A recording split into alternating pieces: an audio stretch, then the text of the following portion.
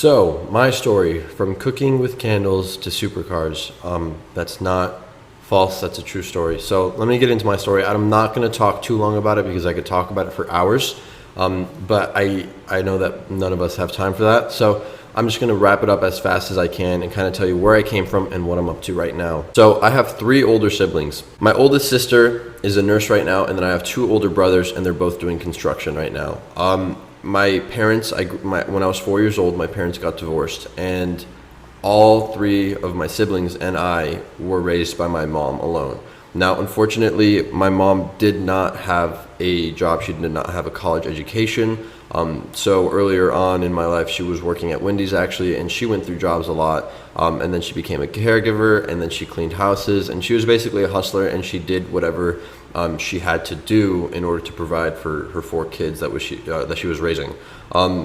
So it was incredibly difficult for her because she would probably never make more than $2,000 a month. I don't remember because I never asked her how much money she made, but she never made more than that. So basically, she was always paying bills with a credit card, and then when she gets paid, she'd pay down the credit card.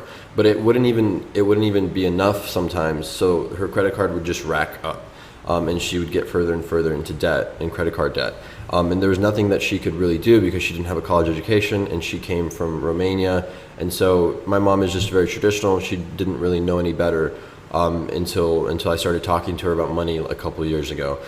So from a very young age, I grew up pretty much old. Like, I'm 19 right now, but I'm definitely an old soul because I grew up as a soldier. And like for dinner, we'd go out to McDonald's, and it would be nothing more than $1 off the dollar menu. And the cooking with candles part, that story came from because 3 weeks a month ago, like when I was like maybe 14, not even that, maybe when I was like 12 years old, my mom couldn't afford to pay her electricity bill, so we actually had to go and get candles, and we used those not only for lights when we came home at night, but to actually cook eggs in the morning. And it would take take so long because the candles were not doing a good job at heating up the pan. I remember it so clearly. But that's where that story came from, and it was a really difficult time in my life. And I knew from a very, very, very young age that I would always take care of my future family so that I wouldn't put them in the shoes that I'm in. Because being 8, 9, 10 years old, whatever, being right around double digits, I was worried about my mom. I was always thinking about my mom. I was always thinking about how to be as cheap as I can, how to spend as little money as possible to take stress off her shoulders. So I don't think that a 10-year-old should have to worry about that. I think that a 10-year-old should have to worry about not much in life, about going to school and making friends and focusing on school. And so I didn't have that luxury when I was a kid. I was always worrying about my mom and how to survive and how to live. And it was very tough, but I grew up a soldier, so I knew from a very young age that I wanted to make a lot of money. And it didn't take long for me to discover that the stereotype that doctors make a lot of money, that's what I wanted to do. So I was actually going to be a neurologist at first, and then I was actually changed my mind. I wanted to be a cardiologist. And so I was moving forward with that idea. And let's fast forward to me finishing high school. So I finished high school. I was going to go to college to become a nurse, to follow in my sister's footsteps. And she was kind of helping me get enrolled and all that stuff.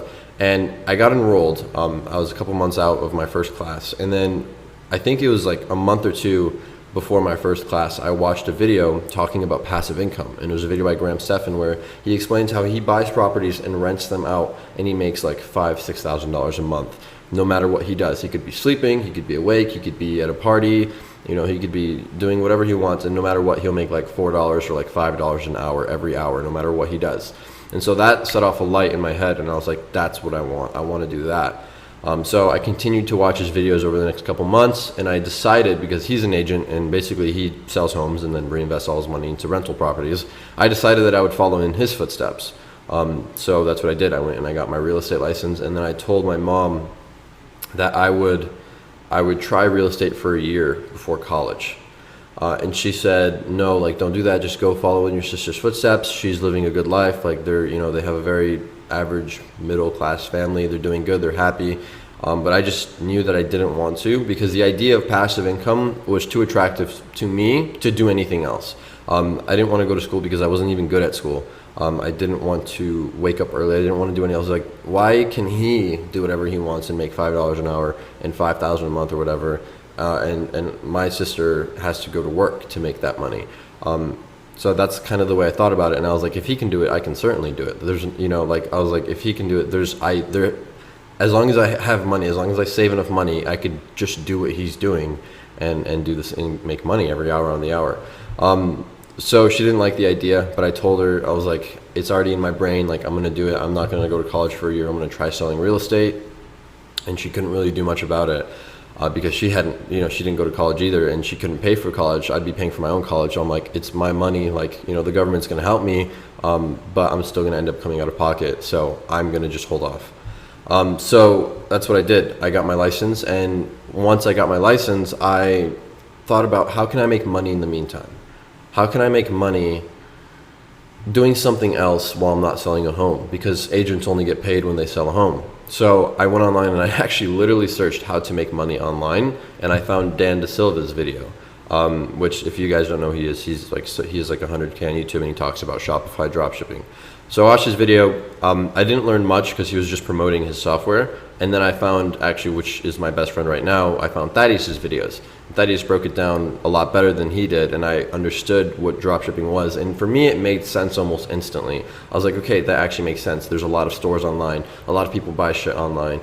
Basically, all you do is you just put shit together on a website and then get it out to people that are interested in that stuff. And then you could, if you do it well enough, make money. So the whole idea made sense to me. I was like, okay, that makes sense. I actually like this idea. I tried it for about 2 weeks, and I did absolutely terrible because I had a decent store. Like, I knew what looked good, and I was modeling competitors already. I just didn't know that I was modeling competitors, but I saw stores and I was like, these look cool. I want to be like these stores. And, I didn't think much about it, but that's modeling competitors, which is something I preach so heavily now. So I did that, and the reason I didn't make money, or I wasn't profitable, I made like a couple sales my first influencer, but I wasn't profitable, was because the influencer was bad. So then what I did was 2 weeks later, I found a new influencer and a new product. And I've told this story so many times, but it's one of my favorite stories. So I was actually caregiving at the time, just making money on the side while I was going to also try to do real estate. And I woke up at 6 a.m. for a 12-hour shift. So I was getting paid $10 an hour. I was going to make, like $100 after taxes, from 6 to 6. And 6 a.m. to 6 p.m. And on the way to work, which was a 10-minute drive, I had the influencer scheduled for like, it was like 6 a.m. I think. I'm pretty sure it was the exact same time that I woke up. I had the influencer post scheduled for when I woke up, and on the way to work, I made $60 off my store in 10 minutes. And so when I was driving my car, like, I got the notification like 4 or 5 times, and I was so confused. I was just like, what is going on right now? I had no idea how to react. I had no idea what to do. I was just looking at my phone, and I was like, what's going on right now? This is insane. This is crazy. Like, I already made $60 just on the way to work. And then, like, when I got to work, I like unpacked my stuff. I did all my things. I de-winded, and like my phone was just going off. Like, it was going off at like every 5-6 minutes, and it was just like it was insane. But by the end of the day, I had made $100 from working as a caregiver, and I'd made $460 off my store. And it was because I tried a new product and a new influencer. The influencer was really good, and the product was really good too, apparently. And I remember jumping up and down, people thinking I was crazy. I remember screaming. I was driving my old broken Ford Fusion at the time, actually. And on the way home, like, I was flooring it, and it was so slow, but man, it was one of the best days in my life. The amount of excitement, the amount of happiness that I had inside my heart, just because I did something. Like, I did something cool. It was insane. So I obviously continued to focus on that. I had a notebook. I would write down every influencer, what I'm posting, what I'm promoting, time of day, absolutely everything. I would write down all my orders and all my profit on each of them to keep track of literally everything. And I had it all in a notebook. I can't find it, but the notebook was like completely filled, pages and pages and pages of orders and influencers and just so many different things that I was writing down and keeping track of. And I think that my first month, I was able to bring in around $5,400 to $5,500 in revenue. Just doing that with that good influencer was a really big step for me, and a really big like checkpoint almost. Because then that's when I like understood that's what I'm looking for, right? This is the type of stuff I'm looking for, not the old thing that I promoted and didn't make any sales. But now I understand this is where I make money. I can go find stuff similar to this in terms of influencers and content and what they're posting and engagement, and make more money. And so that's what I did. I found other influencers and they were doing well. And so that's how I got started. $5,500 my first month. That is more money than my mom makes in 2 months. And that was insane. And I knew that once I saw that, it was like a shark's taste of blood. It was like, okay, what is this? Like, I need to do this more. This is definitely something I need to pursue. And so I did, and I got better at it, and I got better at it, and I got better at Facebook ads. And now dropshipping is like, it's like nothing. Like it's a skill. Like, you learn it, you get better at it, and you could eventually be the best at it. But to me, like, I could have a store up and running, and I could have 30 ad sets. I could do it all in like 5 hours, and then tomorrow I could make $1,000 on that store. So that's the level that you should be at.